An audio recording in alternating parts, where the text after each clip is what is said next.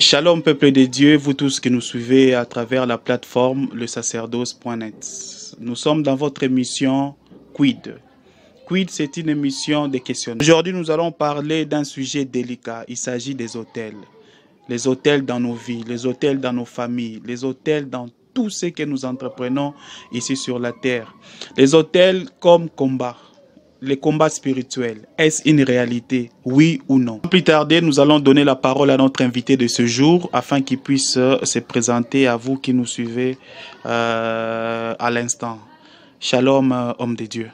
Oui, je me présente, je suis l'apôtre Maï Tsakala Josué. Je dirige la communauté Rassemblement des Aigles Évangélistes pour Christ qui a son siège ici dans la commune de Lemba sur avenue Kaziama, dans le quartier Molo. Et ceux qui connaissent Lemba, nous avons comme référence la route bypass. Vous descendez sur l'arrêt Libaya et nous sommes aux environs. Je suis marié, père de 4 enfants. Merci pour cette présentation, cher apôtre. Sans plus tarder, nous allons directement entrer dans les vifs de notre sujet de ce jour. Le combat spirituel, est-ce une réalité? Si les combats spirituels c'est une réalité, si cela n'était pas le cas, la Bible n'allait pas nous recommander à combattre. Parce que si vous lisez dans 1 Timothée, on nous recommande de combattre les bons combats. Et dans Ephésiens chapitre 6, on nous demande de revêtir les armes. Si on doit revêtir les armes, c'est pour que ça serve à quoi? Or, nous savons que les armes servent au combat. Donc le combat est réel. Le combat est réel. D'ailleurs, si vous lisez l'Éphésiens là, oui, vous verrez qu'on nous dit que revêtez toutes les armes de Dieu, oui, afin de pouvoir tenir, afin de pouvoir résister. Oui. Et on nous dit que nous n'avons pas à lutter contre la chair et le sang, mais nous luttons contre les esprits. Donc notre combat est réel, mais ce n'est pas un combat entre nous les hommes, mais c'est un combat entre les hommes et les esprits dans le lieu céleste. Nous voulons maintenant savoir, un hôtel, ça fait partie aussi du combat spirituel? Si. La Bible, parce que Dieu ne fait rien pour rien. Vous verrez que partout dans la Bible, lorsque les patriarches se déplaçaient, oui, lorsqu'ils arrivaient quelque part, dans un lieu quelconque, oui, la première des choses qu'ils faisaient, ils bâtissaient d'abord un hôtel. Et si cela n'avait pas d'importance, il n'allait pas commencer à bâtir un hôtel. Parce qu'il savait que l'hôtel, c'est ce qui nous donne la force de pouvoir vaincre le mauvais. Donc, en d'autres termes, j'englobe tout le mal dans le mauvais. C'est l'hôtel qui nous aide à vaincre le mal. D'accord. Maintenant, comment savoir qu'on a un hôtel ou bien qu'on est combattu par un hôtel? Avant que je ne réponde à cette question-là, oui, il faut d'abord que les gens, ceux-là qui nous suivent, comprennent ce que ça signifie un hôtel. Effectivement. L'hôtel, c'est un lieu de rencontre entre un homme, un humain, disons, et un esprit. D'accord. Okay. Donc ça peut être un esprit de Dieu, donc le Saint-Esprit, oui, et ça peut aussi s'agir d'un autre esprit, et c'est cela qui détermine pour qu'on sache si cet hôtel c'est l'hôtel de Dieu ou c'est l'hôtel du diable. Donc nous avons des hôtels. Un hôtel qui appartient à Dieu et des hôtels qui appartiennent au diable. Et concrètement, exemple d'un hôtel, par exemple... Par exemple, ceux-là qui vont peut-être oui, chercher à faire la magie. D'accord. Qu'est-ce qu'ils recherchent? Ils recherchent premièrement la puissance. Et comment peuvent-ils avoir cette puissance si ce n'est pas par un hôtel? C'est par l'hôtel qui contacte les esprits qui leur donne la puissance d'agir. Et de la même façon aussi, le diable, tout ce qu'il fait, oui, il est copie du côté de Dieu. D'accord. Donc, du côté de Dieu aussi, il y a un hôtel. Dieu aussi nous a donné un hôtel. Et notre hôtel à nous, l'hôtel c'est le lieu où l'on sacrifie. Ok. Donc, pour que l'hôtel agisse, il faut qu'on ait d'abord l'hôtel lui-même. Il faut qu'il y ait le sacrifice. Et il faut qu'il y ait aussi les sacrificateurs. Oui. C'est lui qui est revêtu de pouvoir d'agir dans cet autel-là. D'accord. Or, chez nous les chrétiens, nous savons que l'autel, notre autel, c'est la croix. L'autel, c'est la croix. Okay. Notre autel, c'est la croix. Et les sacrifices qui ont été posés sur la croix, là, c'est Jésus-Christ qui est mort sur la croix. D'accord. Et il fallait qu'il y ait maintenant les sacrificateurs. Okay. Or, Jésus, il n'est pas seulement sacrifice, mais il est aussi sacrificateur. Amen. Car si vous lisez dans Hébreu, on nous dit que il est monté. Il est monté dans les cieux, dans les tabernacles célestes, pour présenter le sang comme étant un sacrificateur. Mais le sang qu'il a amené pour présenter là, c'est un sang puissant, un sang sans tache. C'était son propre sang à lui qui était sacrifié sur la croix et qu'il a pris comme sacrifice et qu'il a amené jusque dans les trônes de Dieu. Donc il est lui-même sacrifice et en même temps il est aussi sacrificateur. Et nous pouvons aussi dire aussi qu'il est lui-même aussi l'autel. Donc l'autel, pour conclure sur ce point-là, l'autel de Christ, ce qui fait la puissance d'un autel, c'est la valeur du sacrifice qui est mis sur l'autel, qui est sacrifié. Or, nous savons que du côté du diable, parce que dans l'autel, on sacrifie le sang. C'est ça. Or, du côté des diables, le sang qu'ils vont sacrifier sont les sangs des humains, soit les sangs des bêtes qu'ils vont sacrifier dans leurs autels. Et de notre côté, Dieu n'est pas allé avec le sang des humains, des hommes, tout ça, ou des animaux. C'est pourquoi vraiment dans l'ancienne alliance, on avait d'abord commencé à sacrifier des bêtes. Mais Dieu a trouvé que cela ne peut pas rester comme cela. Parce qu'il fallait que notre autel puisse être plus puissant que l'autel de l'ennemi. C'est pourquoi il fallait un autre sang, un sang plus puissant, un sang d'une personne qui n'avait jamais commis de péché. Une personne, le sang sans tache, le sang pur. Et c'est ce que Jésus a fait sur la croix. Lorsqu'il est monté sur la croix, c'est son sacrifice à lui qui a donné à notre autel la puissance qui dépasse tous les autres. Comment savoir qu'on est combattu par un autel? On peut facilement comprendre ou connaître qu'on est combattu. Comment? Lorsque vous regardez tout autour de vous et vous ressentez l'adversité, vous ressentez l'opposition, tout ce que vous faites là ne marche pas. Lorsque vous voulez faire une chose, vous sentez c'est comme s'il y a une autre force qui vous repousse vers le bas. Et là, c'est facilement, vous pouvez comprendre qu'il y a une puissance qui entre en action. Et souvent dans nos familles, c'est facile à reconnaître. Dans nos familles, vous verrez peut-être dans une famille où ils sont peut-être nombreux, les garçons et les filles, soit peut-être les filles, avant de se marier, elles doivent toujours avoir un enfant chez les parents. Soit les garçons ne prospèrent pas, vous voyez seulement les filles qui prospèrent, ou soit les deux, les garçons et les filles ne prospèrent pas. Il y a beaucoup de choses, des signaux qui montrent que dans la famille, il y a un ça ne va pas. Merci pour ces quelques exemples. Je pense que ceux qui sont en train de nous suivre vont facilement s'identifier aux problèmes qui leur touchent actuellement. Merci vraiment pour ces éclaircissements, cher apôtre. Nous allons avancer. Maintenant, si nous détectons l'autel, comment maintenant faire pour les détruire? Oui, je l'ai dit au commencement, que nos patriarches à nous, lorsqu'ils se déplaçaient, la première chose qu'ils faisaient, d'abord, c'est qu'ils bâtissaient un autel. Vous ne pouvez pas combattre un autel si vous-même, vous n'êtes pas attaché à un autre autel.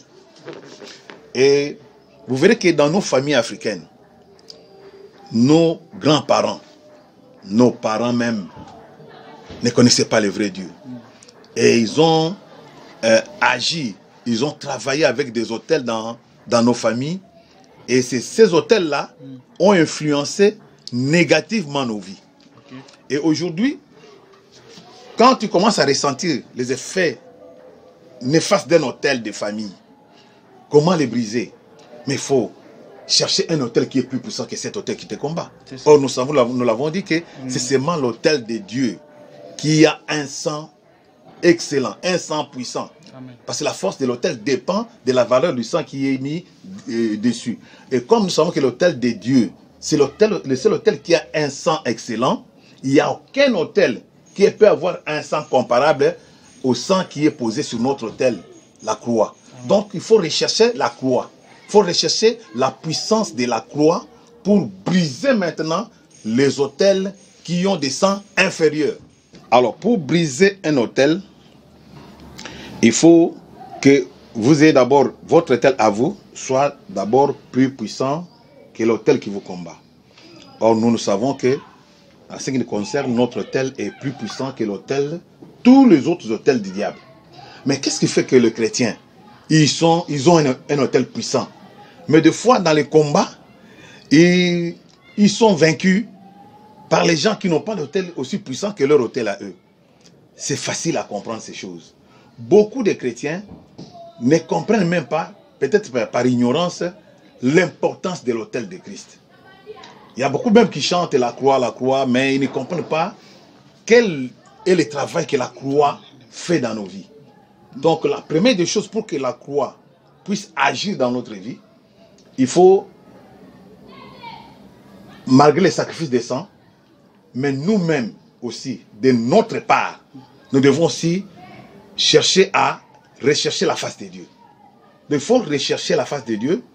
Et en plus de prières et de jeûnes, il faut aussi faire des offrandes.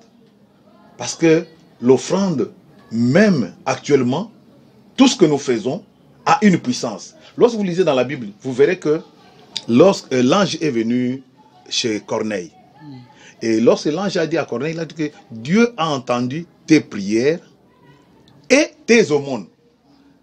Donc, pour que l'ange descende et que Dieu agisse dans la vie de Corneille, il ne s'agit pas seulement de la prière, mais il y a eu des prières et il y a eu aussi une partie des offrandes qui a fait que l'ange puisse descendre. Et actuellement, c'est la même chose. Donc, il faut savoir, par des offrandes, bâtir aussi des autels pour Dieu, des autels puissants qui ont la capacité de renverser les autels qui vous combattent. Donc, il faut la vie de prière et de jeûne. Et en plus de la vie de prière et de jeûne, il ne faut pas seulement prier et jeûner, mais en plus, il faut savoir aussi faire des offrandes. Parce que l'offrande a une capacité de combattre. L'offrande a une capacité de combattre et de renverser. Donc ceux qui donnent les offrandes, ils doivent savoir que lorsqu'ils vont dans les églises pour donner les offrandes, ce n'est pas seulement une petite formalité. Mais l'offrande a aussi une capacité de renverser dans les combats, de combattre et de renverser les autels. Aujourd'hui, par exemple, nous verrons que beaucoup qui prétendent être chrétiens, et ils sont ignorants en ce qui concerne les autels. En plus, ils pensent seulement que quand ils viennent dans les églises, le simplement le fait de venir prier, ça suffit. Et c'est pour cela que beaucoup de chrétiens n'arrivent pas à avoir une vie de victoire. Et ils connaissent des échecs. Et ils sont là en train d'envier les païens. Les païens peut-être qui vont dans d'autres hôtels. Et lorsqu'ils voient que ces gens-là prospèrent avec leurs hôtels, ils ne comprennent pas que comment eux, ils ont un hôtel plus puissant, mais que ceux-là qui ont des hôtels inférieurs prospèrent plus que eux. Le secret seulement que ceux de l'autre côté-là, ils savent les secrets qui est attaché aux hôtels. Et ils savent comment sacrifier dans les hôtels. Ils savent rechercher la puissance dans leurs hôtels. Mais beaucoup de chrétiens souvent croisent les bras, ils dorment, ils se disent seulement que non, comme nous avons un hôtel puissant, ils croient que de leur part, ils n'ont rien à faire, même s'ils ne font rien, et leur hôtel sera toujours puissant, ils vont agir sans que eux, de leur part, ne fassent quelque chose. Donc, dans la vie chrétienne, il y a la part de Dieu, il y a aussi la part de l'homme. L'homme, si l'homme ne s'élève pas, Dieu ne fera rien. Si l'homme ne recherche pas la face de Dieu, et ne sait pas ce qu'il doit faire.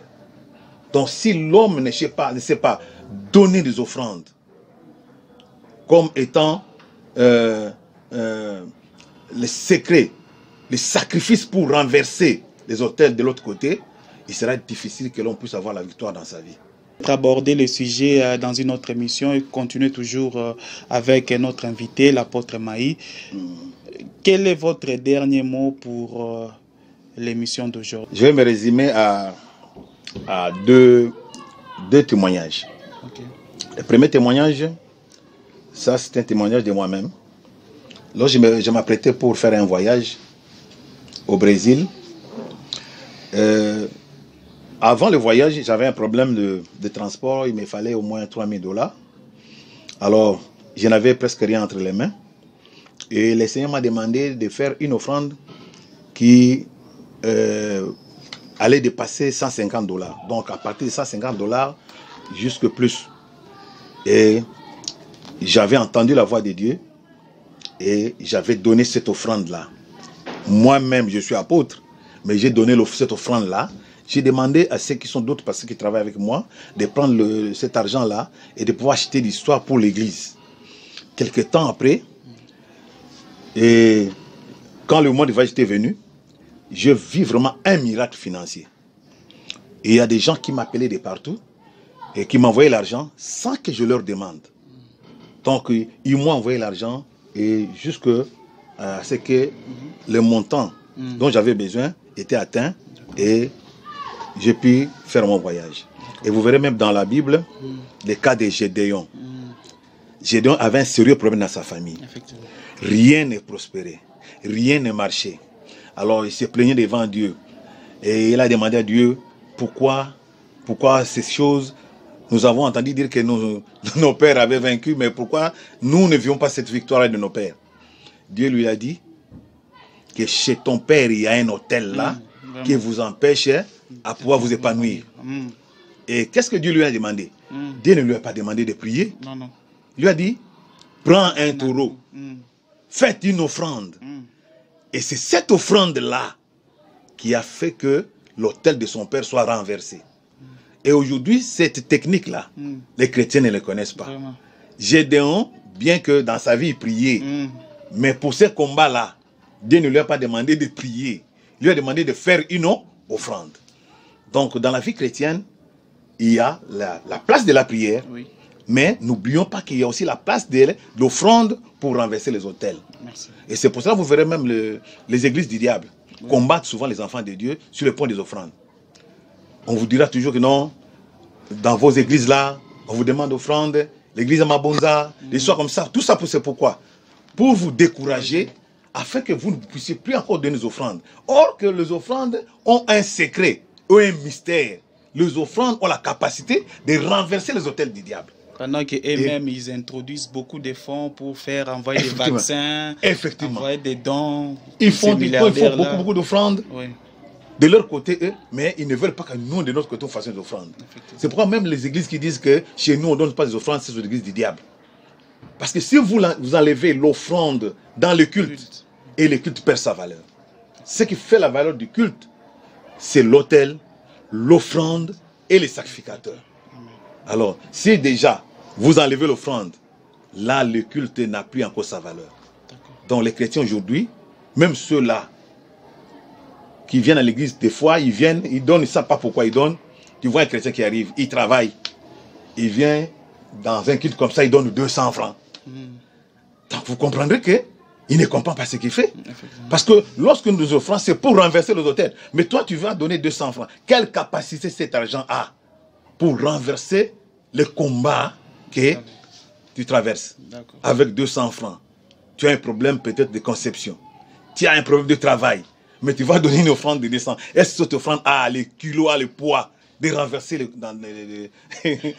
l'autel qui te combat? C'est pour cela, dans les choses de Dieu, il faut vraiment que l'offrande soit enseignée et que les chrétiens sachent que l'offrande a sa place dans le combat spirituel. Nous voici presque arrivés au terme de l'émission d'aujourd'hui. Avant de la conclure, nous allons encore redonner la parole à notre invité, l'apôtre Maï, pour qu'il puisse donner ses coordonnées, ses informations par lesquelles ceux qui sont en train de nous suivre actuellement peuvent facilement entrer en contact avec lui. Mon numéro de contact, c'est... J'ai 4 numéros, mais je devais donner un seul numéro. C'est le plus 243 9 98 25 80 11. Merci de l'attention que vous avez portée à nous suivre sur la plateforme le sacerdoce.net via votre émission Quid. Nous avons répondu à une question pertinente concernant les autels. Les autels et les combats spirituels, est-ce une réalité, oui ou non? Si vous avez suivi l'émission en intégralité, vous avez aussi suivi l'avis de notre invité de ce jour, l'apôtre Maï. Il a donné son avis, il a répondu à la question. Nous pouvons que vous dire merci de nous avoir suivis. Continuez à visiter nos plateformes, continuez à aimer, à nous soutenir dans vos prières. Rendez-vous à notre prochaine émission et aussi avec un autre invité. Que Dieu vous bénisse, protégez-vous dans vos familles et que la paix du Seigneur soit avec vous. Merci et à bientôt.